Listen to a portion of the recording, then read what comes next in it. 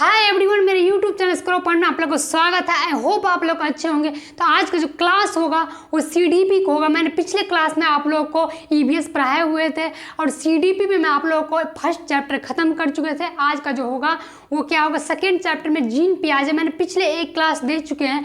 हमेशा मेरा क्लास जो चलता है वो ऑफलाइन तरह का है, ऐसा नहीं कि ऑनलाइन तरह के एक ही वीडियो में पूरा जीन पियाजे खत्म है। 3 क्लास 4 क्लास जैसे में खत्म हो, लेकिन एक ही पॉइंट सीखेंगे, लेकिन सीख के जाएंगे यहाँ से। मेरा हमेशा कोशिश रहता है आप लोगों के लिए थोड़ा सा हेल्प मिले, लेकिन सीटेट में क्वालिफाई करना मतलब आसान हो जाए। नए ट्रिक के साथ आते हैं। तो जीन पियाजे में आप लोग को पढ़ा चुके, जीन पियाजे के बारे में संज्ञानात्मक विकास जो सिद्धांत दिए थे वो पढ़ा चुके हैं। आज जो होगा वो 4 जो उसकी स्तर होती है, अवस्थाएं होती है, उसको हम देखेंगे। संज्ञानात्मक विकास में जो है मतलब जो जीन पियाजे थे वो परिपक्वता को महत्वपूर्ण माने, और परिपक्वता को महत्वपूर्ण माने उसका कहना था कि जैसे जैसे उम्र बढ़ता है बच्चे में क्या होता है, परिपक्वता होने लगता है। इसके कारण क्या हुआ, संज्ञानात्मक विकास के आधार पर कह सकते हो वो 4 चरण या 4 स्तर या 4 अवस्थाएं दिए गए। उस अवस्थाएं को आज देखेंगे, हम अच्छे से देखेंगे, समझते चलेंगे। ऐसा नहीं कि पूरी तरह से हम लोग मतलब निराश होकर पूरी जोश वास में चलेंगे। आपको थोड़ा सा ही पढ़ाएंगे हम, लेकिन अच्छे से पढ़ाएंगे। हर वीडियो में यही होता है। ऐसा नहीं आपको कि यहाँ पे ऐसे अगर कोई नए जुड़े हैं तो चैनल को सब्सक्राइब कर लीजिए, क्योंकि रोज़ नोटिफिकेशन आपको मिलेगा और आप लोग क्लास को ज्वाइन कर सकिएगा। ऐसे पूरी समझाते हुए नए ट्रिक के साथ हर दिन आप लोग के साथ हम जुड़ते हैं। तो आइए हम आज क्लास को जो अच्छे से देख लेंगे। सीडीपी में क्या, बाल विकास में क्या देख लेंगे हम लोग कि आज जो 4 अवस्थाएं हैं, 4 स्तर है संज्ञानात्मक विकास, उसको हम अच्छे से देख लेते हैं। तो क्या करते हैं, सीटेट 2022 का प्रिपरेशन कर रहे हैं, जिसमें सीडीपी के देखेंगे, बाल विकास को देखेंगे। बाल विकास में जो है क्या है, आज जो होगा वो जीन पियाजे का जो संज्ञानात्मक विकास की 4 अवस्थाएं या स्तर है उसको हम अच्छे से देखते चलेंगे। जिसमें क्या है, जिसमें आपको हम पहला ये है ऐसे करके हर पॉइंट को देंगे। हमेशा मेरा उद्देश्य क्या रहता है, पहले आपको थ्योरी पढ़ाए, उसमें एक क्वेश्चन देके ये समझाए कि थ्योरी पढ़ने से क्या लाभ होता है। तो हम पहले थ्योरी पढ़ेंगे, इसके बाद एक क्वेश्चन ले लीजिए जिससे पूरी तरह से स्पष्ट हो जाएगा कि थ्योरी पढ़ने से क्या लाभ होता है। ठीक है, तो यहाँ पे हम लोग देख लेते हैं। इस वीडियो को देखने से पहले आपको पहले का वीडियो देखना अत्यंत महत्वपूर्ण है, क्योंकि जब तक आप वो वीडियो नहीं देखेंगे जीन पियाजे का संज्ञानात्मक विकास, तब तक आपको ये वीडियो समझने में दिक्कत होगी। तो पहले ये वीडियो देख लीजिए, उसके बाद वो वीडियो देखिए जिससे कि आप पूरी तरह से हम 4 अवस्थाओं को बता चुके थे। वहीं पे यहाँ पे 4 अवस्था के एक अवस्थाएं लेकर हम आपको यहाँ पे क्या करेंगे, डिस्क्राइब करके बताएंगे। तो आइए हम देख लेते हैं। तो यहाँ पे क्या है, पहला जो अवस्थाएं हैं वो क्या है, संवेदी पेशीय। दूसरा आपको हम बता दें पूर्ण संक्रियात्मक अवस्था। तीसरा क्या है, मूर्त संक्रियात्मक, और चौथा क्या है, अमूर्त संक्रियात्मक। इसी तरह से 4 है, जिसमें हम पहला देख लेते हैं संवेदी पेशीय अवस्था, मतलब इंद्रिय जनित गामक अवस्था। एक ये भी नाम है इसका, और दूसरा क्या है, ये भी नाम है। ऐसा मतलब ये कहीं पे ये दिया रहता है, ये नहीं दिया था, ये नहीं, तो आपको दोनों नाम ये क्या होता है, 0 से 2 वर्ष के अंदर होता है। मतलब 0 से 2 वर्ष तक ये जो अवस्थाएं की मतलब स्तर की पूरी क्रियात्मक जो होता है वो क्या होता है, 0 से 2 वर्ष तक बच्चे में होती है। और सबसे पहली बात, आपको 4 अवस्थाएं पढ़ने से, ये अवस्थाएं इसलिए दिए गए हैं क्योंकि हर आदमी को, हर बालक को 4 अवस्थाएं से होकर गुजरना पड़ता है। ये हम फर्स्ट वीडियो में आप लोग को डिस्क्राइब कर दिए थे, लेकिन यहाँ भी कुछ बता देते हैं हेल्पफुल के लिए कि 4 अवस्थाएं को बच्चे को होकर गुजरना पड़ता है। पहला, इस पर दूसरा, इस पर तीसरा, ऐसा नहीं कि चौथा कर ले तब पहला, शुरू से करना पड़ता है। पहला पहले बच्चे रहते हैं, इसके बाद पहला से दूसरा होता है, दूसरा तीसरा, और हर अवस्थाएं में अगर दूसरा पढ़ेंगे यहाँ तो पहली अवस्थाएं के मिलता जुलता, क्योंकि जब बच्चे जब छोटे से बड़े हो जाते हैं तो छोटे वाले गुण भी तो रहते हैं, यही बात है। तो यहाँ पे क्लियर कर दिया हम। तो पहला अवस्था हम पढ़ते हैं संवेदी पेशीय अवस्था, इंद्रिय जनित गामक अवस्था, जो 0 से 2 वर्ष तक होता है। इसमें जो इसका कह सकते हैं, यह अवस्था में बालक अपनी ज्ञान इंद्रियों के माध्यम से सीखता है। अब ज्ञान इंद्रियों, यहाँ पे सबसे पहले हम मेरा क्या कोर्स है, एक वर्ड को हम डिस्क्राइब कर देंगे। कोई हमको टेंशन नहीं रहना चाहिए कि हम नहीं समझे। तो इस अवस्था में बालक अपनी ज्ञान इंद्रियों, जहाँ ज्ञान, जिससे हमको ज्ञान का उत्पन्न होता है, समझ सिंपल सी बात कि ज्ञान इंद्रियों, तो क्या है, ज्ञान इंद्रियों के माध्यम से सीखता है। तो अब ज्ञान इंद्रियों किसको कहते हैं, जैसे एग्जाम्पल में ले लिए आँख ले लिए। देखिए फिगर बना चुके हैं, क्योंकि जितना मेरे से पॉसिबल होता है, मेरे पास तो डिजिटल बोर्ड है नहीं, क्योंकि देखिए हम लोग क्या होता है, शुरुआती में जो कोई भी आदमी मेहनत करता है तो बहुत से बहुत ज़्यादा मेहनत करता है, क्योंकि उसके पास उतना साधन नहीं रहता है। क्योंकि जो बड़े बड़े यूट्यूबर हैं, जो बड़े बड़े टीचर हैं, उसके पास तो साधन है। ऐसे क्या किया, डिजिटल बोर्ड पर ऐसे करके अपने पढ़ा रहे, लेकिन हम लोग को लिखना पड़ना, इसलिए जितना संभव होता है मैं आप लोग के लिए उतना करती हूँ। इसीलिए आप लोग ज़रूर मुझे सपोर्ट कीजिए, ताकि मैं आप लोग के साथ फ्रीडम होके कर सकते हैं कि सारी सुविधाएँ होते हुए आप लोग के लिए काम करे। तो क्या है यहाँ पे देख लिया हम पहला एग्जाम्पल क्या लिया, आँख से आँख का फिगर। अब बच्चे आँख के द्वारा मान लीजिए कोई चीज़ को देखेगा बच्चा, ज्ञान इंद्रियों के माध्यम से सीखता है। ये तो सब बोलते हैं, बताइए ज्ञान इंद्रियों के माध्यम से क्या सीखता है। मान लीजिए कोई बच्चे आँख से देखा तब तो वो करेगा, मान लीजिए वो पहचानेगा। सीखने का मतलब क्या हुआ कि उस चीज़ को वो सीख लिया। मान लीजिए वो गर्म पानी है, उसमें हाथ डाला, मतलब क्या हुआ, जब हाथ डाला तभी तो जाना है कि गर्म पानी गर्म है, इसमें हमको हाथ नहीं डालना चाहिए। तो यही हो गया आपको क्या हुआ, सीखना ज्ञान इंद्रियों के माध्यम से। जैसे आँख हुआ, कान हुआ, कान से सुना तभी तो सीखा, नाक से कोई खाना का टेस्ट सुना तभी तो उसको पता चला कि खाना का टेस्ट ऐसा होता है। जीभ हो गया। पांचवा क्या हो गया, त्वचा, मतलब त्वचा, जब तक गर्म पानी में हाथ दिए त्वचा को गर्म लगा तभी तो पता चला कि ये गर्म पानी, इसमें हाथ नहीं डालना चाहिए। इसीलिए ये हो जाता है क्या कि ये ज्ञान इंद्रियों के माध्यम से सीखता है। तो इन पाँचों चीज़ों से बच्चे सीखता है इस उम्र में, 0 से 2 वर्ष में। सिंपल, इसमें कोई कन्फ्यूजन नहीं रहना चाहिए। मैं इतनी तरह से आपको हमेशा नए ट्रिक के साथ हमेशा समझाने की कोशिश करते हैं। इसके बाद इसके प्रतिवर्ती क्रिया, यहाँ पे हम देखेंगे कि यहाँ प्रतिवर्ती क्रियाएं का मतलब बालक में प्रतिवर्ती क्रियाएं आती है। यह आपको लंबा लंबा नहीं लिखे, लंबा लंबा क्यों लिखेंगे, जब मैं शॉर्ट्स में अच्छा समझ, कम नोट्स में ज़्यादा समझ में आने चाहिए। क्योंकि हमें क्वेश्चंस बनने से, हमें तो बोर्ड का एग्जाम लिखना नहीं है कि उसमें लिखना है, क्योंकि यहाँ पे हमको एग्जाम देना जिससे क्वेश्चंस बनना चाहिए, क्वालिफाई करना महत्वपूर्ण है।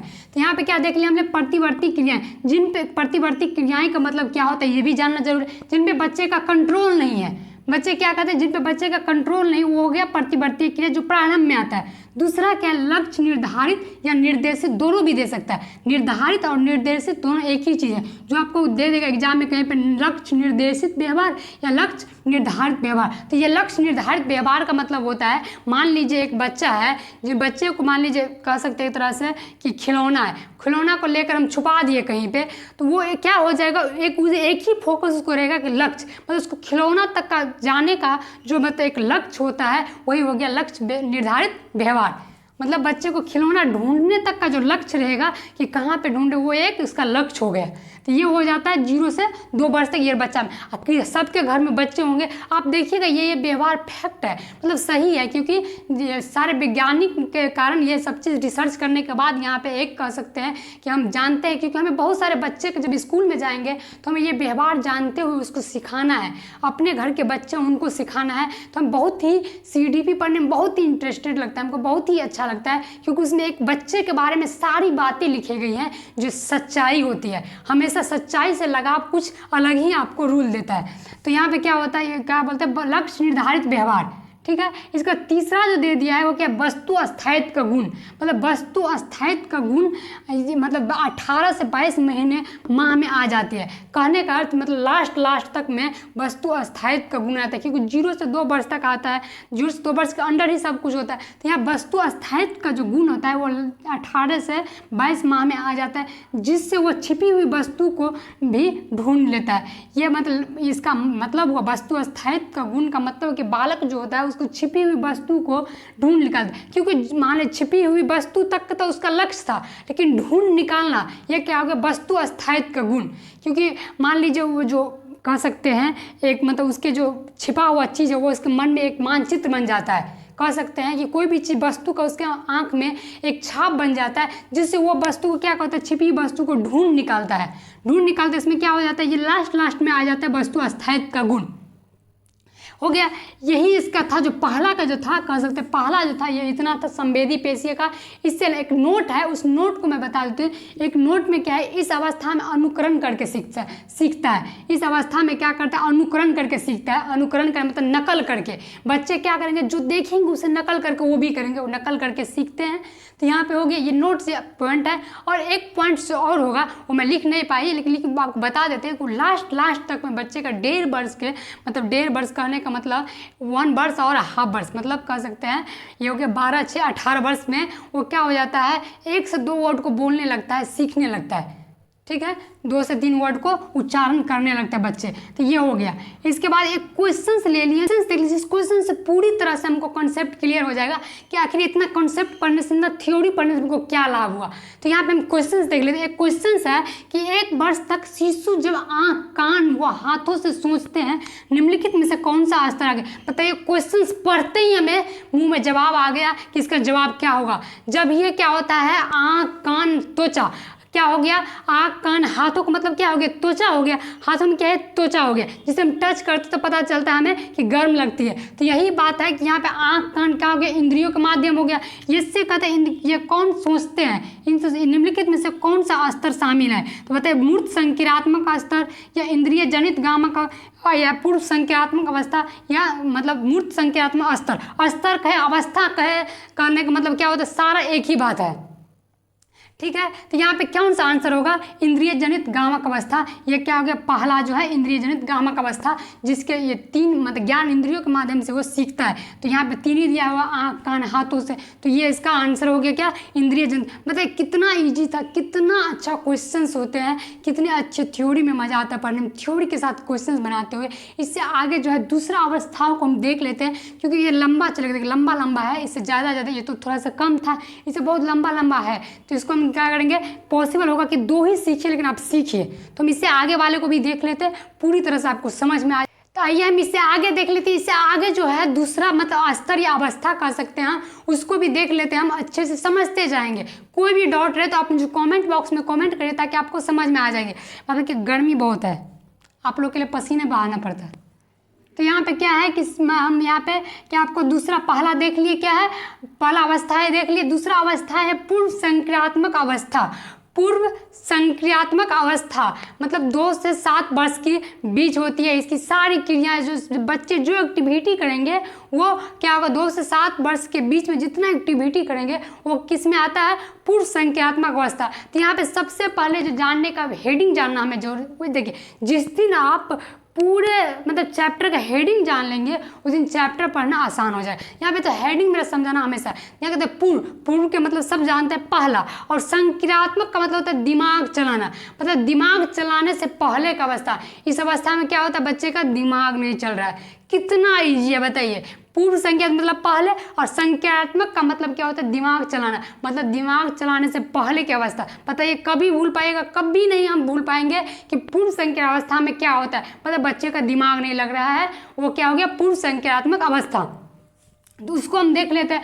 पूर्व संख्यात्मक अवस्था मतलब क्या होता है, 2 से 7 वर्ष की इसकी ये भी अवधि भी पूछी जाएगी कि इसकी अवधि कितने काल का होता है। इसका जो काल चलता है, कहने का होता है इसका समय अवधि जो चलता है वो कितने वर्ष की होती है, तो 2 से 7 वर्ष की होती है। ये भी ध्यान में रखना है। इसके बाद जो देखिए इसका मतलब जो बात है वो लिखना पड़ता है, क्योंकि मान लीजिए हम बात जो बोले आप भूल जाएंगे तो क्या हो जाएगा, हमें नोट्स देख के उस चीज़ को याद करना होता है। तो उस चीज़ को देखने के लिए लिखना, यह क्रिया करने से पहले की अवस्था है। क्रिया करने का मतलब हुआ कि जब काम करने से मतलब बच्चे का जब दिमाग जो संक्रिया, ये क्रिया और संक्रिया करने का मतलब समझे, संक्रियात्मक का मतलब होता है क्रिया, मतलब संक्रिया, यहाँ पे कह सकते हैं हम क्रिया या संक्रिया, मतलब दिमाग लगाने से पहले की अवस्था है। सामने की चीज़ों को देख सकता है लेकिन तर्क रूप से क्रिया नहीं कर पाता है। यहाँ सामने को चीज़ों को तो देखेगा, मान लीजिए ये मार्कर है उसको तो देखेगा, लेकिन उसमें दिमाग नहीं लगेगा। इसको जो बोलना होगा, जो करना होगा, वो सब कुछ इसको बोल सकता है, कर सकता है, क्वेश्चन पूछ सकता है, हर एक चीज़ के बारे में वो मतलब बोल सकते, दिमाग नहीं लगेगा। सिंपल सा जो इसको दिमाग में आएगा वो कर देगा। तो यही बोलता है कि ये सामने की चीज़ों को देख सकता है लेकिन तर्क रूप से, तर्क मतलब क्या होता है, चिंतन करना, मतलब वो तर्क रूप से क्रिया नहीं कर सकता है। ये अवस्था में हो गया, क्या हो गया, पूर्व संख्यात्मक अवस्था में। आपको यहाँ से क्वेश्चंस जो मतलब मान सकते क्वेश्चंस कैसे बनते हैं कि किस अवस्था में बच्चे का जो क्रिया मतलब संक्रिया तर्क रूप से काम नहीं करता है, तो जस्ट हम लगा देंगे क्या, पूर्व संख्यात्मक अवस्था। यह भाषा का विकास के लिए महत्वपूर्ण काल है। इस अवस्था में क्या होता है, भाषा का काल का महत्वपूर्ण मतलब हो सकता है जब बच्चे का भाषा का विकास होता है, बोलना शुरू करता है, तो इस अवस्था में सबसे महत्वपूर्ण होता है यही अवस्था। आपको हर तरह का क्वेश्चंस पूछना, भाषा के माध्यम से क्या होता है, बच्चे में विकास जो होता है, तो वो क्या होता है, जब विकास हो, जब डेवलपमेंट होगा, जब बच्चे में भाषा का विकास हो तो वो क्वेश्चन पूछेगा आपसे, हर एक तरह क्वेश्चन पूछेंगे। आकर आप बताइए जब हम चलते हैं तो हमारे साथ ये रोड भी क्यों नहीं चलता है, हम चलते थे, मतलब हर एक तरह का क्वेश्चंस पूछेंगे आपसे। तो यहाँ पे ज़्यादा क्वेश्चंस पूछना क्या कह सकते हैं, यहाँ पे बहुत ज़्यादा होता है। बहुत ज़्यादा होता है। तो यहाँ प्रश्न पूछना, इसके आगे जो पॉइंट्स हैं वो देखिए बहुत सारे पॉइंट्स इसमें एक बार में नहीं हो पाया, आपको हम दोबारा दिखाएंगे। तो यहाँ पे क्या हो गया कि इस समस्या मतलब इस समय बालक में दो दोष होते हैं। मान लीजिए बच्चे इस समय जो होता है बालक का जो ये काल होता है, कह सकते हैं यह मतलब अवस्थाएँ होती है, इस बीच की जो समय अवधि उसमें दो दोष भी पाया जाता है। दो दोष बच्चे में पाया जाता है। जो दोष को हम अच्छे से देखेंगे। पहला दोष क्या है, जीववाद। जीववाद में यह बालक मतलब जीववाद में ये होता है कि बालक जो होता है वो सजीव और निर्जीव वस्तु में अंतर नहीं कर पाता है। जब बच्चे इस उम्र में रहते हैं तो वहाँ पे सजीव और निर्जीव वस्तु में अंतर नहीं कर पाता है कि कौन सजीव है कौन निर्जीव है। तो अर्थात यहाँ पे हम लिख दें कि अर्थात हर एक चीज़ को सजीव मानता है, मतलब हर चीज़ को सजीव ही मानता है। मान लीजिए एग्जाम्पल में यहाँ पे एक चित्र बना दें आपको, टेबल। मान लीजिए उसको टेबल से जाकर चल रहा है बच्चा, चोट लग गया, रोने लगा, मम्मी आई बोल बेटा क्या हुआ, तो हम ये चोट लग गया, इसने मुझे मारा, आप इसे भी मारिए। तो क्या हो गया, ये इसका एग्जाम्पल है कि वो सब कुछ सजीव समझता है कि हमको मारा हम भी इसको मारेंगे। इसमें तो अंतर नहीं कर पाए कि ये निर्जीव है, इसको चोट नहीं लगेगा। तो यही हो गया, आपको इससे ज़्यादा मतलब लगता है आप कोई भी डाउट नहीं रहेगा। इसके बाद दूसरा जो है अहम केंद्रित, मतलब क्या है, ईगो सेंट्रिक। अहम केंद्रित मतलब हो गया कि बच्चे को मतलब जब ये होता है अहम मतलब ईगो, क्या हो गया मतलब ये क्या होता है अपने आप में उसको ईगो होता है। तो ये कैसा ईगो, तो ये ईगो वाला ईगो नहीं होता है जो मतलब आजकल के युवा अवस्था में होती है। तो यहाँ पे क्या होगा, अहम केंद्रित मतलब ईगो सेंट्रिक। जब बालक वो सोचना शुरू कर देता है कि वो जो कर रहा है, सोच रहा है, बोल रहा है वही सही है। मतलब इस उम्र में होता है कि वो जो कर रहा है, बोल रहा है, सोच रहा है, सब वही सही है, बाद में कि आप जो बोल रहे हो वो सही नहीं है। एकदम ऐसा ईगो होता है, एकदम बच्चे में कितना प्यारा ईगो होता है कि जो हम बोल रहे, कर रहे, सोच रहे वही होता है। जैसे एग्जाम्पल मान लीजिए एक आइसक्रीम का चित्र बना है, वो आइसक्रीम खाएगा तो सबको बोलेगा आप भी आइसक्रीम ही खाइए क्योंकि मुझे अच्छा लग रहा है, मतलब सबको अच्छा लग रहा है। ये ईगो सेंट्रिक होता है। ये मतलब कह सकते हैं ये दोष दो पाया जाता है, ये दो दोष पाए जाते हैं बच्चे में जो इस उम्र में। आपको पूछे जाएंगे क्वेश्चन कि इस बताइए किस काल में जो होता है जो बच्चे को अहम केंद्रित होता है, तो आप जस्ट बनेंगे पूर्ण संख्यात्मक अवस्था में, क्योंकि उसमें ये दोष है। मतलब ये कहने का मतलब पूरी तरह से ये पॉइंट्स है, आप लोग को मैं टेलीग्राम पे दे देंगे, आप लोग वहाँ से क्या कर लीजिएगा, मतलब या तो नोट्स बना लीजिएगा या आपको जैसे समझ में, आपको वीडियो से समझ में आ गए तो बहुत अच्छा, एक बार देखिए, दो बार देखिए, समझ में आना ही आना है, कोई भी डाउट्स नहीं रहेगी आपको। इससे आगे भी 2-3 पॉइंट है इसका, उसको भी देख लेते हैं बहुत अच्छे से। इसके बाद कोई डाउट है तो ज़रूर आप, तो आइए हम इससे आगे भी 2 पॉइंट्स है उसको देख लेते हैं, अच्छे से देखेंगे, समझते जाएंगे। तो इससे अगले 2 पॉइंट्स है क्या, केंद्रीकरण। इस काल में मतलब जो ये पूर्व संख्यात्मक अवस्था में जो होता है केंद्रीकरण। केंद्रीकरण का मतलब क्या होता है, बच्चे जो समझता है कि जो मतलब अपने आप को सोच रहा है, समझ रहा है, वही वो अपने आप को केंद्र बना लेता है, उसका केंद्रीकरण। जैसे कि जब बच्चा सारी विशेषताओं को छोड़कर केवल एक ही विशेषता पर ध्यान देते हैं। अब बताइएगा कि सारी विशेषता क्या होती है। मान लीजिए एक मग है, हम मान लेते हैं कि मान लीजिए ये एक मग है, ठीक है, जिसमें मतलब मिल्क भरा हुआ है। क्या है, मिल्क भरा हुआ है। इसमें 2 ग्लास ले लिए, एक क्या है लंबा ग्लास है और एक क्या है चौड़ा गिलास है, ठीक है। जिसमें एक ग्लास में क्या हो गया, यही मिल्क इसमें डाले तो ये यहाँ तक आ गया। यही मिल्क क्या हुआ, सेम क्वांटिटी में मान लेते 1 लीटर, 1 लीटर इसमें है तो इसमें डाले, यहाँ आगे इसी में डाले तो ये यहीं रह गया।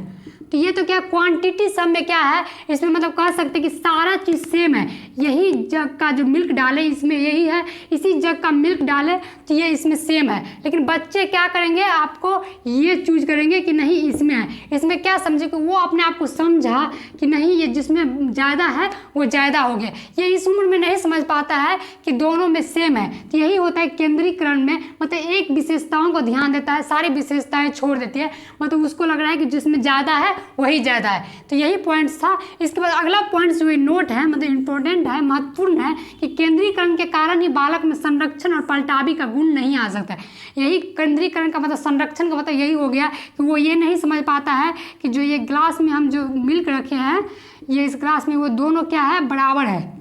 ये समझता है कि दोनों में क्या है, जो बड़ा है वो जिसकी ऊंचाई ज़्यादा है वो बड़ा है, जिसकी ऊंचाई कम है वो क्या है, मतलब कह सकते कम है। तो ये समझ पाता है। तो इसके कारण ना बच्चा में ये गुण आ पाता है और ना ही बोलते पलटावी, मतलब 2 + 4 जो होता है वो 6 या 4 + 2 ये भी 6। लेकिन बच्चे को लगता है कि 2 + 4 तो 6 होगा, लेकिन 4 + 2 यही नहीं उसको समझ में आता है कि इसका क्या होगा। तो यही क्या हो गया, दोनों में ये इसका गुण नहीं आता है केंद्रीकरण के कारण, क्योंकि वो एक ही विशेषता को देखता है है, ना कि सारी विशेषताओं को देखता है कि देखिए मिल्क तो दोनों में बराबर ही है, ये तो क्या हो गया, हमें गिलास के कारण ऐसा हो गया। तो ये चीज़ वो नहीं समझता है। तो वही केंद्रीकरण के कारण ही बालक में संरक्षण और पलटावी का गुण नहीं आता है। कितना अच्छा लगता है पढ़ने में कि बच्चे में क्या हो जाए। अगर आपको इसमें कोई डाउट्स है या जितने भी पढ़ाई उसमें कोई डाउट है तो ज़रूर आप मुझे कमेंट बॉक्स में कमेंट करिए, आपको हम समझाएंगे। तो टेलीग्राम चैनल पर आप क्वेश्चंस कर सकते हैं, आपको पूरी तरह से फ्रीडम है, हम क्वेश्चंस को जवाब देंगे ज़रूर।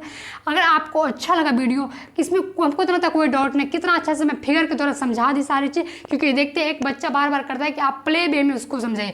बताइए मैं यहाँ पे तो सबसे पहली बात मेरे पास उतनी सुविधाएं नहीं है आपको कि हम सारी चीज़ को मतलब, लेकिन इसके लिए आप लोगों को सपोर्ट और प्यार दीजिएगा तो जरूर जल्द से जल्द मैं आप लोग के साथ बहुत अच्छे से प्रस्तुत करेंगे सारी स्टोरी, मतलब कह सकते सारी तरह के पूरी तरह के मतलब थ्योरी जो होता है उसको एक अलग वे में बताएंगे।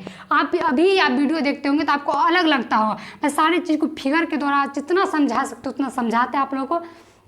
इसके बाद आपको जो अच्छा लगे तो आप ज़रूर लाइक कर लीजिए, कमेंट कर लीजिए और वीडियो को ज़्यादा से ज़्यादा शेयर करें ताकि अधिक से अधिक बच्चे जान सके और मुझे भी क्या लगे अच्छा लगे और आपको भी अच्छा लगे, ताकि अधिक से अधिक बच्चे जुड़ते हैं, क्वेश्चंस करते हैं। कितना अच्छा लगता है कि एक क्या होता है, एक मतलब रिलेशन बन जाते हैं, एक रिश्ते बन जाते हैं हम और आपके बीच में, तो यही हो जाता है। तो आप क्या करिए, जो नए जुड़े सब्सक्राइब कर लीजिए और इससे आगे जो 2 बचा हुआ अवस्था वो अगले वीडियो में, क्योंकि बहुत लंबा हो गया ये 2 ही में और 2 बनाएंगे अगले वीडियो में। तो अगले का पहले का वीडियो भी देख लीजिए, ये भी वीडियो देख लीजिए, अगले का वीडियो देख लीजिए, फिर आपको क्वेश्चंस बनना निश्चित है। और ये बात रहा क्वेश्चन, जिस दिन चारों अवस्था क्लियर हो जाएगा उस दिन आपको एक दिन क्वेश्चन जो चलेगा पूरी क्वेश्चंस की बैच चलेगी, मतलब एक क्लास चलेगा पूरा क्वेश्चंस का। ठीक है, मिलते हैं अगले क्लास में। Thank you.